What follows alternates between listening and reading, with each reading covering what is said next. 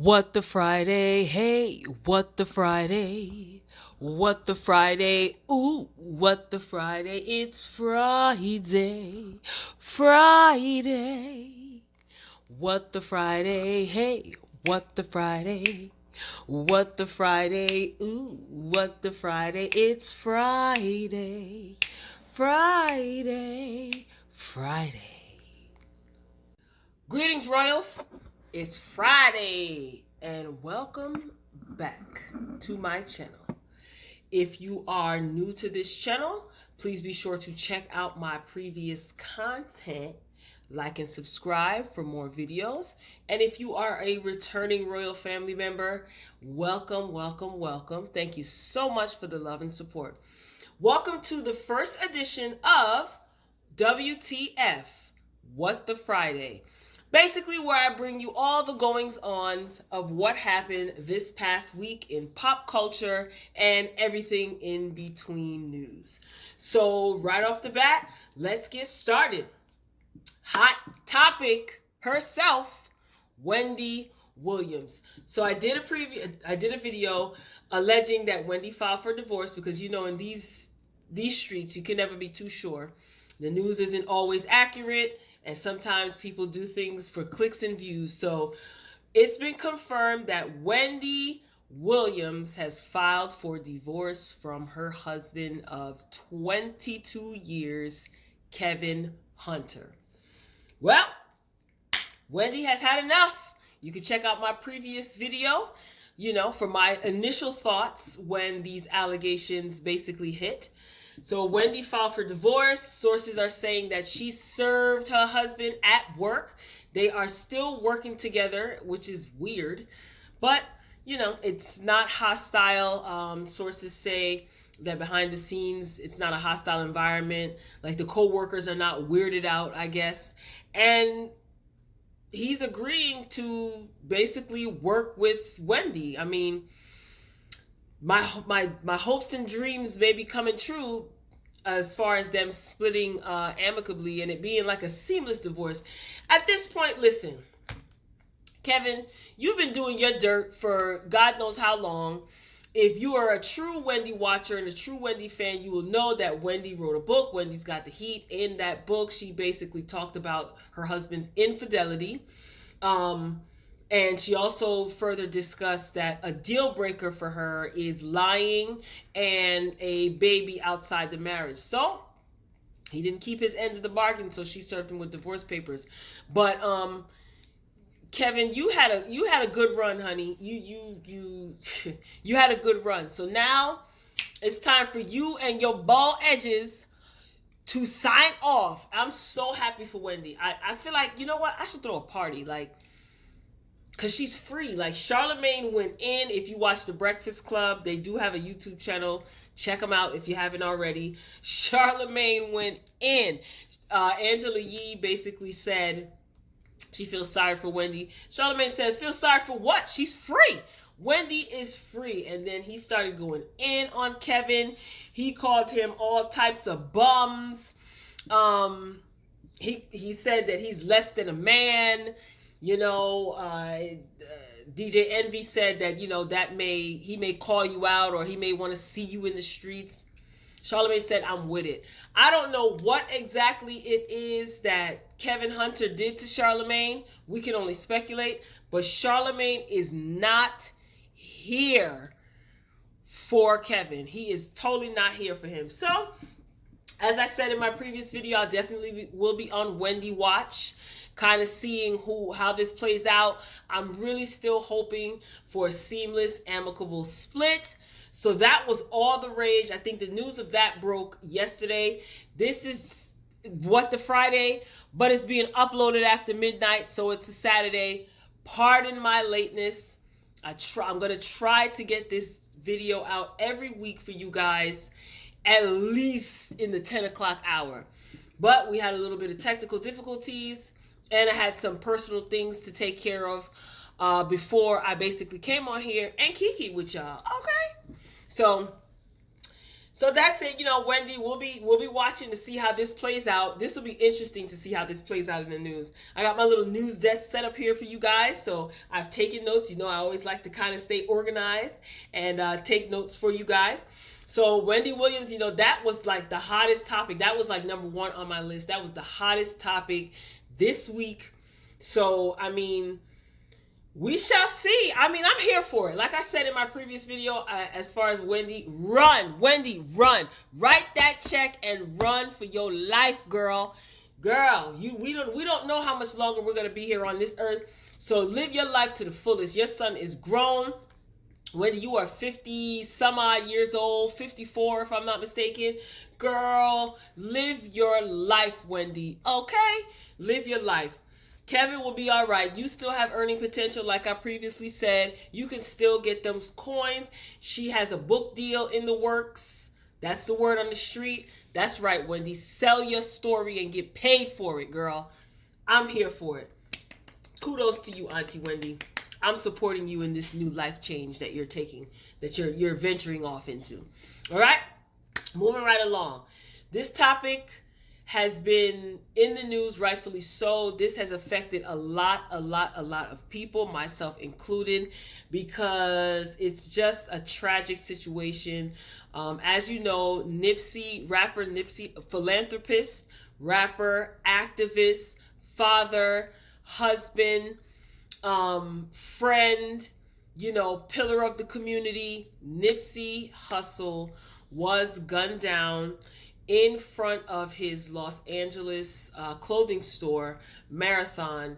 And basically he did not survive. Obviously, as you know, he did not survive the multiple gunshots that he basically endured. It's a tragic, terrible situation. So many lives have been affected by this, good and bad. And this past Thursday, there was a memorial for Nipsey Hustle, for the late great Nipsey Hustle, and it was broadcasted on social media. BET also broadcasted the live memorial ceremony. Lots and lots of outpour, like lots of people came out to show their love and support. Kind words were given to our king, our fallen king Nipsey. Lauren London gave a heartfelt just speech. I did. Oh my God, it's hard. It's really hard. Whenever you lose someone, it's difficult. But as she stated, he was her protector. And when she said that, I just felt every inch of me move, He definitely was her protector. And it's just, I just don't know what that type of loss is like. I've experienced loss of loved ones and friends in my lifetime. But that type of loss, that type of connection that she had with him, they shared a child together. It's just, there's nothing else to say besides it's tragic. I mean, everybody on social media has been giving their opinions, their thoughts. So I'm not going to say anything that you guys haven't already heard. But I will talk about the memorial and things that have been happening, after his passing. It's been reported that Meek Mill, T.I., as well as 2 Chainz, they visited Nipsey Hussle's Marathon clothing store in LA, and they basically bought out the whole inventory. And I'm assuming that that's support for his family, his children, because all of the earnings from them purchasing from the Marathon store, because of the store that he owned outright, along with other stores and other businesses in that strip area where he was gunned down. So they bought out the inventory. So it's basically like they're putting money into the pockets of his children and his family, which is honorable. Whether they're doing it for clout, because I know some people are saying they're just doing it for clout. We don't know what relationship these men had with Nipsey Hussle. We don't know what influence Nipsey Hussle might have had on these men. So, whether it's for clout or not, at the end of the day, the family is still being supported. They're showing their love and they're being an example. Regardless if Meek Mill is a jailbird, if T.I. is a cheater and a hypocrite, if 2 Chainz is whatever the streets are saying about 2 Chainz, their actions are honorable because they're actually stepping up and doing something. And majority of the people who are criticizing them and talking about them, you probably didn't even know that Nipsey Hussle had a clothing store. So whatever. I know that Reggie Bush also donated $10,000 to Nipsey's kids, and he wants to actually raise more. So that's honorable. Mortez, I think he's a basketball player. I'm not sure, but I know that he basically contacted like a sneaker designer, a very popular sneaker designer, and he wanted this particular sneaker designer to basically customize a pair of Jordans, and customize them so much so that it pays homage to Nipsey Hussle. And I don't know if he did already or he will be wearing them in an upcoming game. So that's love. I mean, some people can't do certain things as grand as T.I. and 2 Chainz and other celebrities. So just honoring someone who meant something to the community or meant something to you personally, is there's something to be said about that. And I'm not for the bashing of someone who is deceased. It's no different than individuals bashing Michael Jackson years after he's passed away with the Leaving Neverland documentary. They're not here to defend themselves, but Nipsey Hussle did leave a mark on this earth. Obviously, so much so that he impacted so many people because the outpouring and the support, it's like, man, like we lost a king. And people can say whatever they want to say about his past. None of us are perfect. If we all open our closets, the amount of skeletons that will fall out. But we're all allowed to make mistakes, and we're all allowed to correct those mistakes. And what have you done to correct any of the mistakes that you've made, right? So be careful judging people. A lot of people are so quick to judge and say negative things about this man who is no longer here. But I choose to honor and respect his legacy by basically showing respect for what he did teach myself and others like me. And just a personal testimony, I knew of Nipsey Hussle for years. I was familiar with some of his music. I am familiar with some of his music. But what I learned from Nipsey Hussle, believe it or not, and this is a true story, I learned about trading and Bitcoins. Even though Bitcoins is not really, my thing. But as far as trading, when I saw that Nipsey Hussle was so passionate about it and he talked about it, I said to myself, dang, really? Let me look into this. So, that's something to be said. And there's money to be made in trading. If you're interested in learning about trading, take it upon yourself to study and show yourself approved. Okay? Amen. Amen. So rest in peace, Nipsey Hussle. I do want to say thank you for your bravery.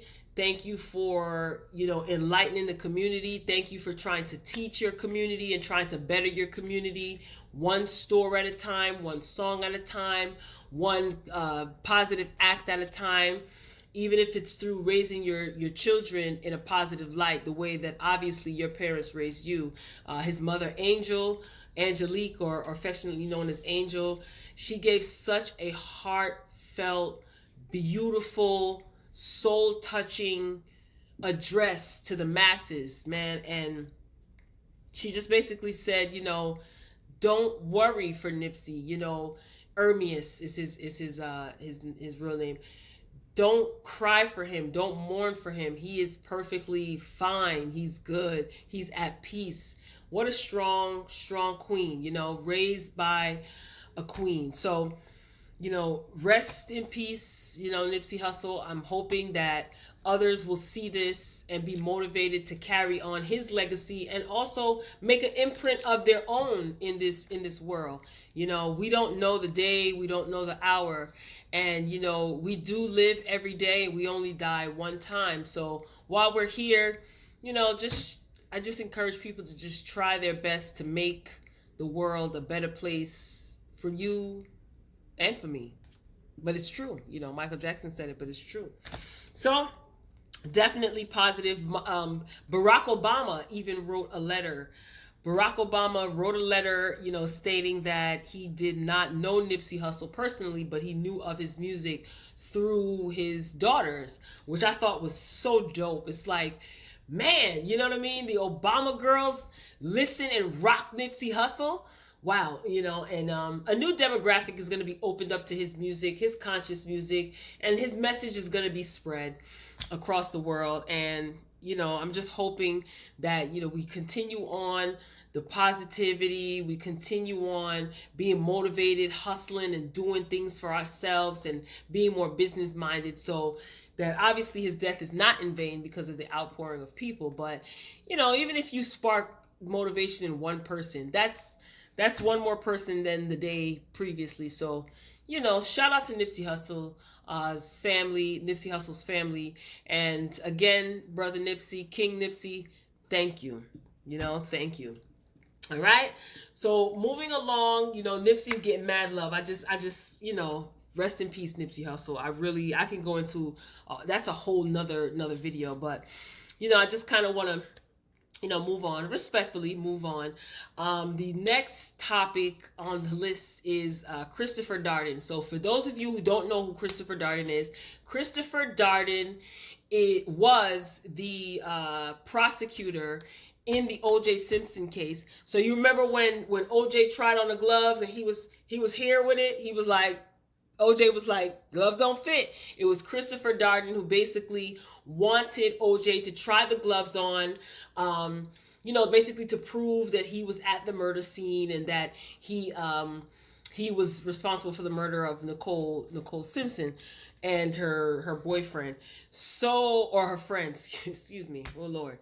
So Christopher Darden is back. We all know the results of the OJ case. And now that I think about it, I was talking about this earlier with my homegirl, and I said, my teeth.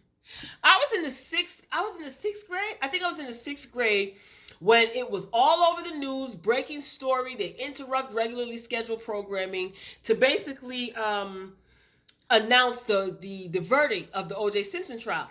And I remember when he was found not guilty, he was found innocent basically, they showed the reactions of people in a bar with all white patrons, and then they also showed the reactions of I think it was a bar or wherever it was, a pub, with all black patrons. And you see the significant difference in the responses. The black people were excited and they were rah-rah, they were happy. And then the white people, Caucasians, were they were upset, they were pissed. And then, now that I think about it, I was talking about this today. My teacher was extremely pissed. She was a female, so it didn't necessarily have to be tied into race with her.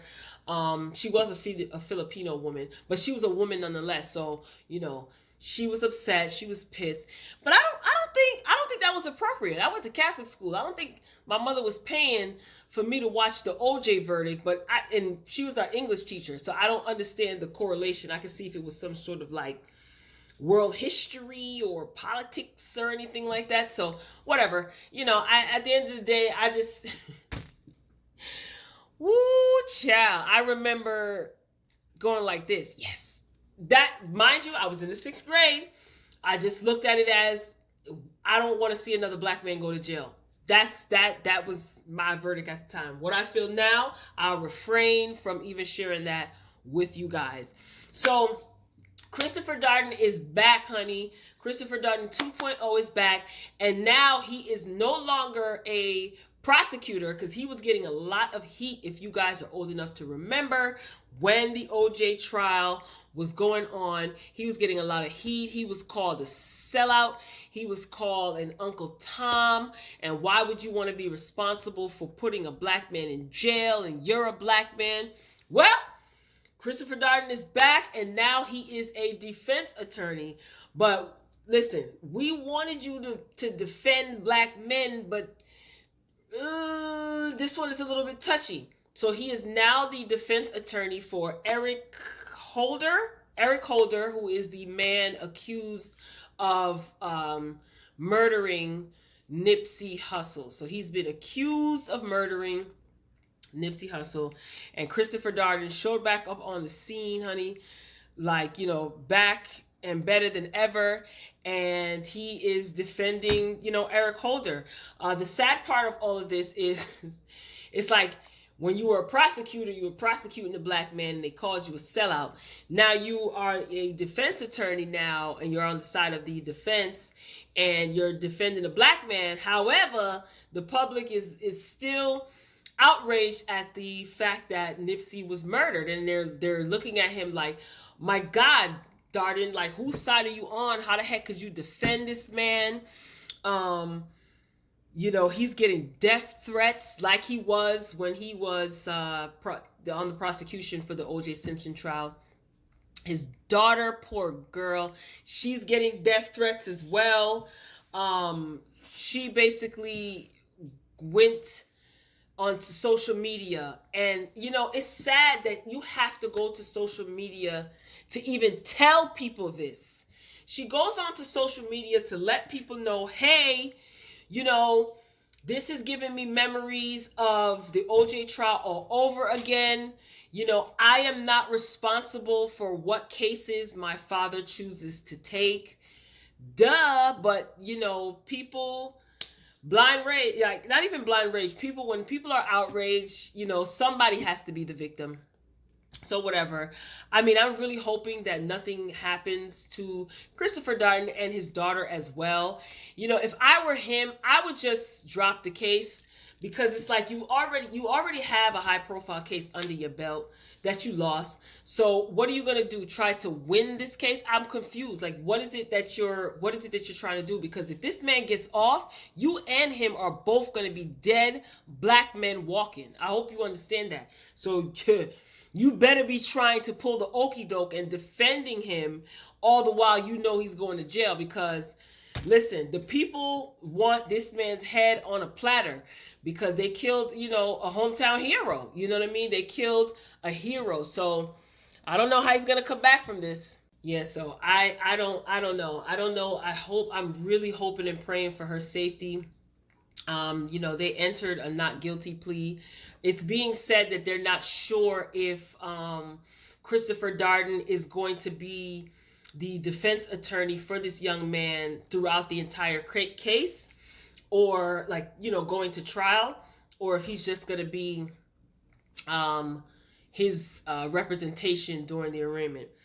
Nevertheless, honey, we'll be keeping them in prayer. It's sad. It's sad that his daughter,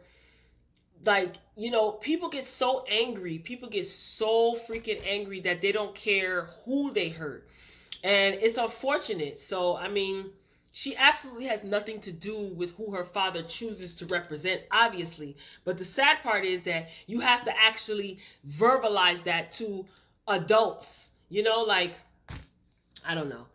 So we'll see. Like I said, hopefully everything will work out for her and her safety, because obviously she's really scared if she had to turn to social media to let people know, listen, I don't have anything to do with this. This is my father, So I guess things have to get worse before they get better, So we'll see. Moving along, next hot topic for the week. Don't know if you're aware, but unless you're living under a rock, LeBron King James, definitely worth talking about. So that's why I kind of put this in the lineup. So LeBron King James, he did open up a school in Akron, Ohio, maybe 2 years ago now, or a year ago now. And it is being reported that these third and fourth graders at this school are doing extremely, extremely, extremely well scholastically. Test scores have come in, and it appears that these third and fourth graders basically exceeded the expectations as far as their test scores. When they first tested the third and fourth graders, it seemed like they ranked in the 1 percentile, like the lower percentile. But after 1 year, the third graders, I think, ranked in the 9th percentile. So they jumped from 1 to 9. So like 1 being extremely low, 9 being extremely high, obviously. So they jumped from 1 to 9, and the fourth graders jumped from 1 to 16th in the 16th percentile.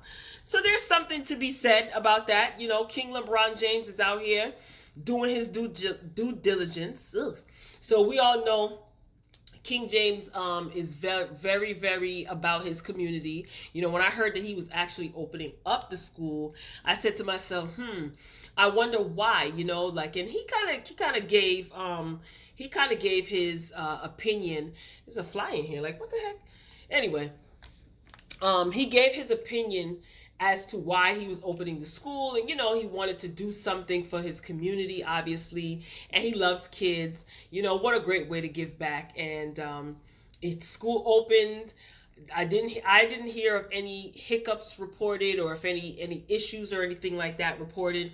So kudos to you. And you know, a lot of these charter schools, the standardized tests that these children take, they have to be good, because their funding, wherever they're getting their funding from, their funding and the teacher's salary is dependent on how the kids do as far as these standardized tests. My opinion about that is there's pros and cons to that, because the pro is, okay, you know, you're basically kind of holding the students, or holding administration to a standard, okay, which is good. Everybody needs a standard to be held to, I guess, right?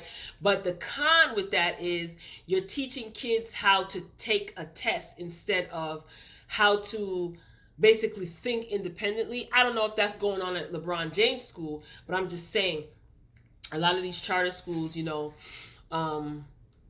yeah, it's all about test. You got to get ready for this test. This test determines if you're going to do this test. They put a lot of pressure on the students, and a lot of the students are not even taught. I guess that's most schools, maybe not just charter schools, but a lot of kids are not taught in school anyway to be independent thinkers. I'm getting tongue tied. I don't know why. To be independent thinkers. So that's why, like, I guess as parents, you know, it's important to instill in your children, you know, independent thinking. Like, schools, education doesn't stop at 3:00 when your kids get out of school. That's ridiculous, you know, and it certainly doesn't start from the time that they enter kindergarten kindergarten. That's when these kids go to school now. Kindergarten, yeah. You should be educating your children, you know, around the clock. And I'm speaking from experience because I'm somebody's mother. Imagine that, right? So education just doesn't start and stop, you know, in school.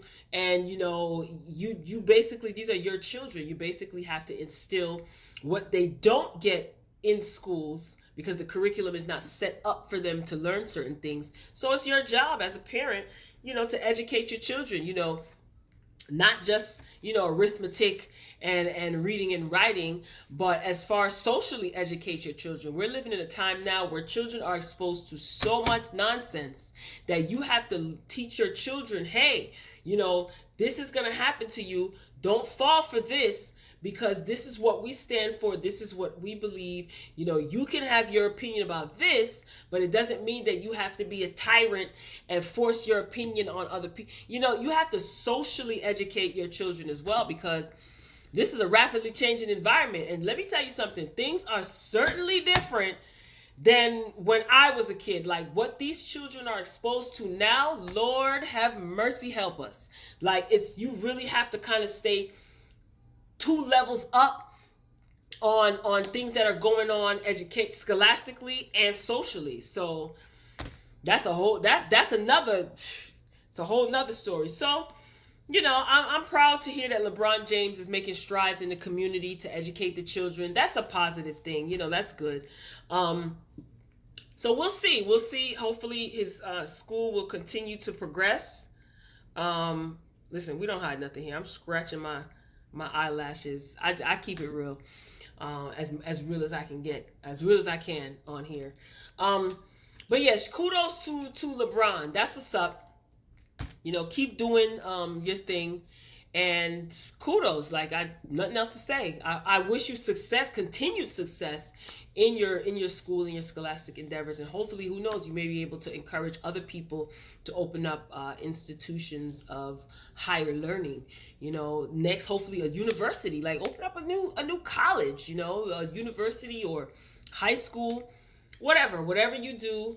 I'm here for it, as long as it's something positive, and especially if it's something to encourage children. You got my support. Moving on to the ratchet moment, and I want to continue to incorporate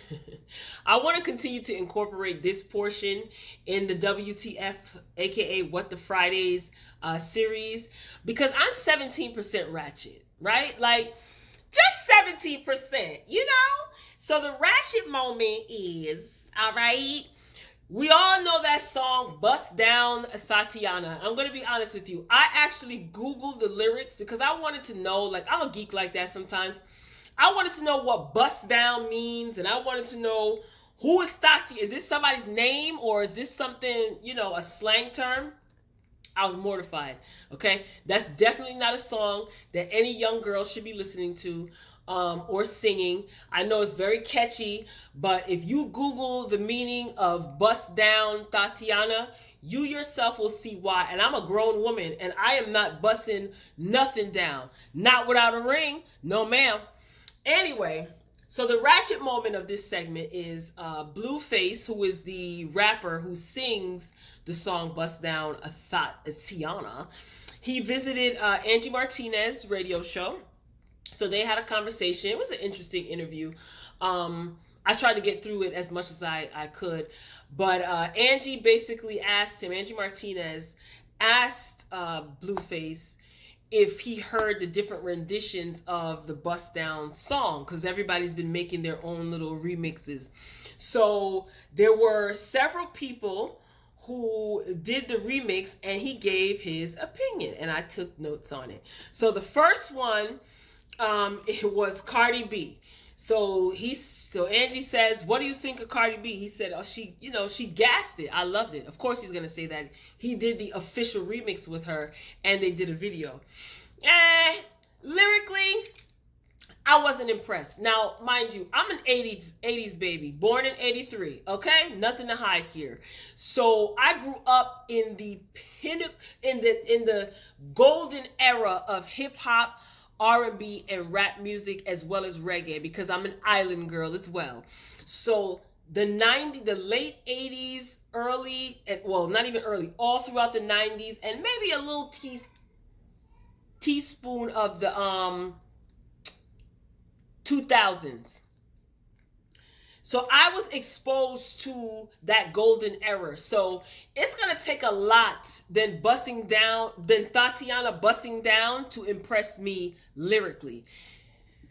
Now, I'm a fan of Cardi. I'm a fan of her Rags to Riches story. I love a good Rags to Riches story. I'm a fan of that whole from bottom to the top, storyline.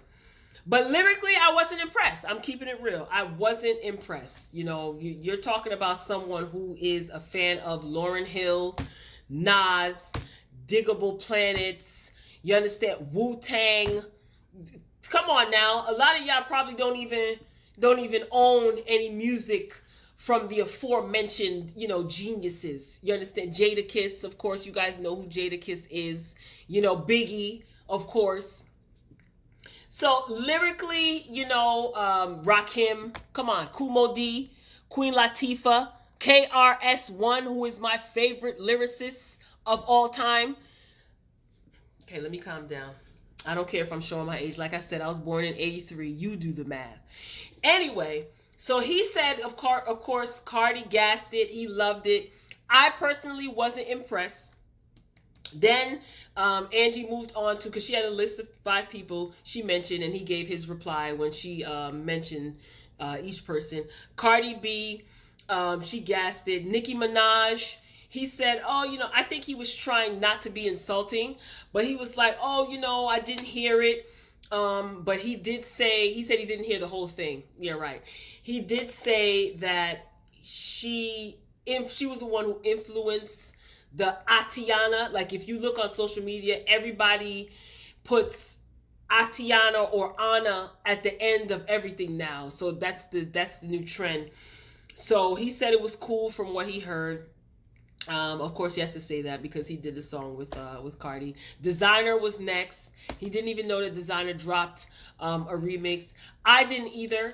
And I'm a music connoisseur, but I'm really having a hard time connecting with this new music. I'm not knocking nobody's hustle, but I'm trying. I'm really trying. Like, listening to some of this music, I feel like I need to check myself into like a drug rehab. And I don't even do drugs, like with all the Molly popping and lean and this and that. I'm like, do I have a drug? Like, I felt like I had a drug problem, like, but I don't do drugs. But whatever. I'm trying to get with you young folk. I'm trying to get with you new age mumble rap. I'm trying because, I'm pretty sure there's some diamonds in the roughs there. But anyway, Designer apparently did a remix, which I'll probably go back and listen to, but I haven't heard it. He didn't even know. He said, shout out to Designer. I didn't even know he dropped that. Now, this next one is one of my faves, okay? Period. All right? This next one is one of my faves, and I did hear it too. I encourage you to listen. Young M.A. Let me tell you something. Young M.A. is a Brooklyn raptress, whatever. A Brooklyn rapper, femc, because that's what they call female MCs. And let me tell you something, because I'm from the tri-state area, so I understand facts, all of that. I totally understand.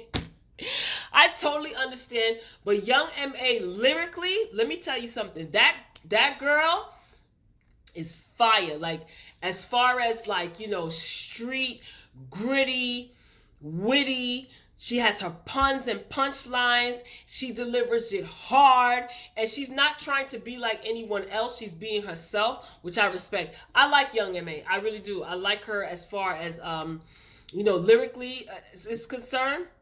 Yeah, she's definitely worth mentioning in the conversation when we're talking about, rappers. Everybody has that conversation. Who's your top 5? Who's your top 5? Who's your top 10? Who's your top 10? Jay-Z, can't say Jay-Z.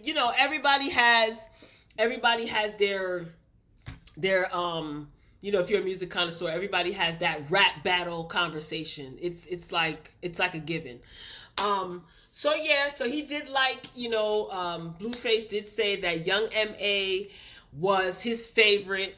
I don't even know where he's from. I don't know if he's from New York, but he said, yeah, she bodied it. Straight facts, with the New York lingo or whatever, So I thought that was dope. Like I said, I encourage y'all to go and listen to Young M.A.'s version of that song. Fire.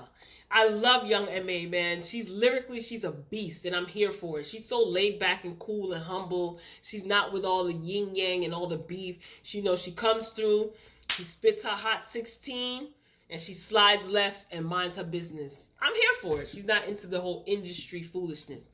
So, that pretty much wraps up What the Friday. That pretty much wraps up this first edition of What's the Friday. I just wanted to come on here on a Friday night. Like I said, when I upload this is going to be Saturday night, but you understand what I'm saying. So I just wanted to come on here, be silly with you, have a little kiki. Get down in the comments, tell me what you thought about any of the aforementioned participants of What the Friday. Tell me what you think about Young M.A.'s version of the Bust Down song. We're going to keep the conversation going as far as Wendy's concerned, because I'm going to be on Wendy Watch. What do you think about Christopher Darden? I mean, that right there, I just really feel for his daughter. I'm not trying to be funny or anything like that, but I'm always trying to be funny, but I'm not trying to be funny. It's like, what were you thinking? You're like 50. He's like 50. How old is he? He's like 50 or 60 something. I don't even know. he, 64? I think he's like 64 years old. Bro, like, I don't know. If your daughter is expressing that much concern, I don't know, brother. I think you might want to think about, I don't know. We'll see. I really hope and pray and send positive vibes. You know what? I'm not even going to say that. His daughter, Janae, I think that's her name. Janae is going to be perfectly fine. She is fine already, and she's going to continue to be fine. And I put a period at the end of that. So tell me what you think about, Eric Holder. Tell me what you think about Christopher Darden. Of course, Wendy Williams, King LeBron James doing some great stuff in the community. Those of you who are affected by Nipsey Hussle's passing, just be strong, be encouraged. I know it's extremely disheartening because it's kind of like another one of our, heroes that was rocking for us. They took away and he's gone now, so don't feel discouraged. Don't feel lost. Because what I do find is, you guys ever heard that that saying, or it's basically said that if something keeps happening to you, that means that you haven't learned the lesson. Like if you keep going around the same mountain, that means that you haven't mastered the lesson that you need to learn. And what I have noticed, without getting too deep, okay, this is not that type of video, but I just want to say this.